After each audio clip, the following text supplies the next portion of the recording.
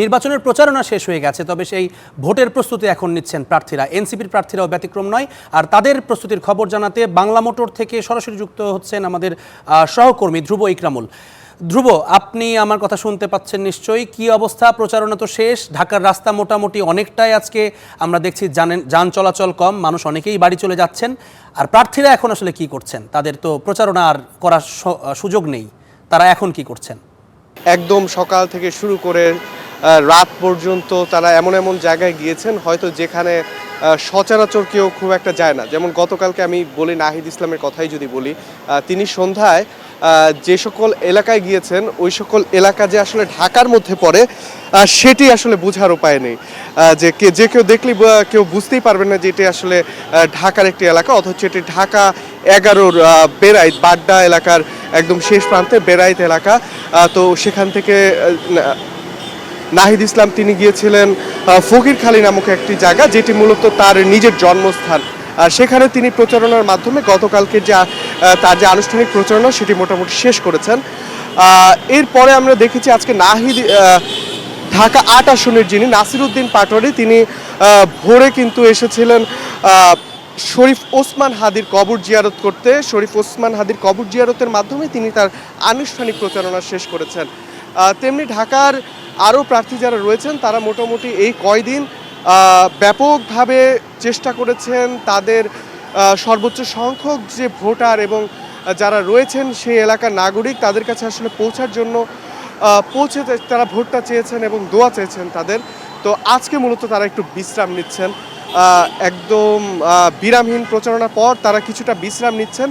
আমরা যতটুকু জানতে পেরেছি বিকেলের দিকে হয়তো তারা আবারও বসবেন একসঙ্গে। এখন যেটি মূলত তাদের যে প্রস্তুতি সেটি আসলে ভোট কেন্দ্রিক, আপনি বলেছেন। এই ভোট কেন্দ্রিক প্রস্তুতি যদি আমি বলি, 11 দলীয় জোটের পক্ষ থেকে যে বিষয়টির দিকে সবচেয়ে বেশি গুরুত্ব দেওয়া হচ্ছে নির্বাচনের দিন ভোট কেন্দ্রকে পাহারা দেয়া। তারা যেমনটি বলছেন যে সাধারণ মানুষ এবং 11 দলীয় জোটের নেতাকর্মী সকলে মিলে তারা ভোট কেন্দ্র পাহারা দিবেন, যাতে কোনো ধরনের কারচুপি, বিগত 3টি নির্বাচনে আসলে যে ধরনের বিতর্ক উঠেছিল এই নির্বাচনের ভোট গ্রহণকে কেন্দ্র করে, এই ধরনের কোনো বিতর্কিত নির্বাচন যেন এবার না হয়। কারণ এই নির্বাচন বহুল প্রতীক্ষার একটি নির্বাচন। প্রায় 1,500 ছাত্র জনতার রক্তের উপর একটি অভ্যুত্থানের মধ্য দিয়ে একটি নতুন যে অন্তর্বর্তী সরকার আসে, সেই অন্তর্বর্তী সরকার ঐকমত্য কমিশনের মাধ্যমে দীর্ঘ 9 মাস আলোচনা করে গণভোটের একটি বিধান করে। সেই গণভোটে রয়েছে সেই সঙ্গে একটি গণতান্ত্রিক উপায়ের মধ্য দিয়ে একটি নতুন সরকার পেতে যাচ্ছে বাংলাদেশ। তো সকল কিছু মিলে আসলে সারা দেশ আসলে মুখিয়ে আছে এমন একটি নির্বাচনের দিকে। তো সব কিছু মিলে যদি বলি যে এই নির্বাচন সারা বাংলাদেশ যেমন তাকিয়ে আছে, ঠিক তেমনি তাকিয়ে আছে 11 দলীয় জোট এবং জাতীয় নাগরিক পার্টি। জাতীয় নাগরিক পার্টির কাছে এই নির্বাচন আরও বেশি গুরুত্বপূর্ণ, কারণ এখানে শীর্ষ নেতা যারা রয়েছেন, এই শীর্ষ নেতা যারা রয়েছেন তারাই মূলত এই জুলাই অভ্যুত্থানের নেতৃত্ব দিয়েছিলেন।